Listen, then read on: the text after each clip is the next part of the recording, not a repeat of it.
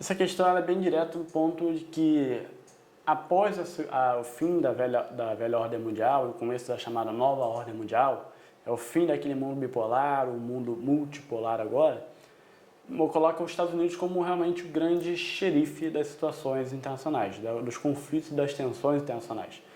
O grande rival americano no campo militar e político deixou de existir, que era a União Soviética. Então os Estados Unidos ocuparam uma região, única ali no globo terrestre de grande potência econômica e militar. Hoje em dia a China se aproxima cada vez mais, mas ainda se coloca um pouco longe do poder militar e bélico que os Estados Unidos têm.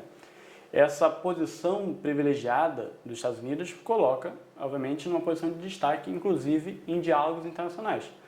A Organização das Nações Unidas, que serve justamente para propor um diálogo internacional, ela tem o poder de permitir, ou condenar boicotes ou sanções a países que estabeleçam alguma política que a ONU se oponha. Obviamente, se o Brasil tiver uma política que a ONU se oponha, ela pode sancionar, ela pode permitir sanções econômicas ou políticas ou boicotes ao Brasil. E o Brasil vai ter que arcar com essas consequências.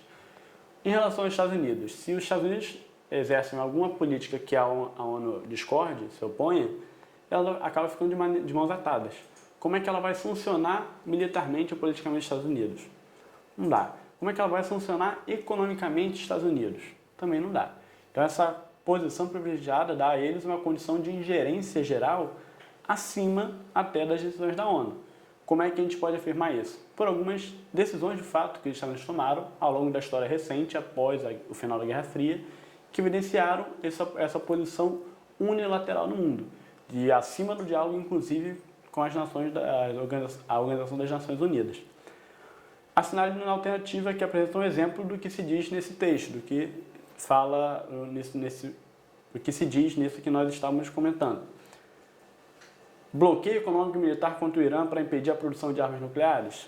Esse bloqueio militar e econômico foi convertido em uma sanção apoiada por vários países. Então não foi uma decisão unilateral. Fechamento da prisão da base militar de Guantánamo, em Cuba. Ela não foi fechada, ela continua aberta, recebe suspeitos de terrorismo e terroristas, de fato.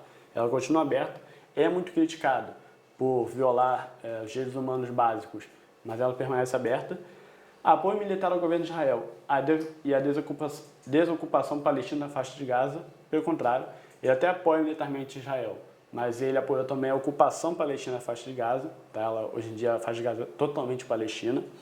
Letra A, ocupação militar do Iraque e deposição do governo Saddam Hussein.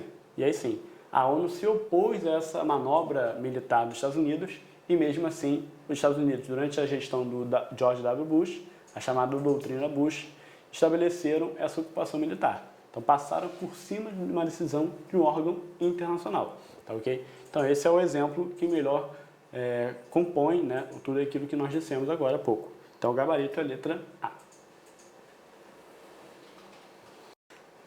A quem pertence a Antártida? A resposta certa é ninguém.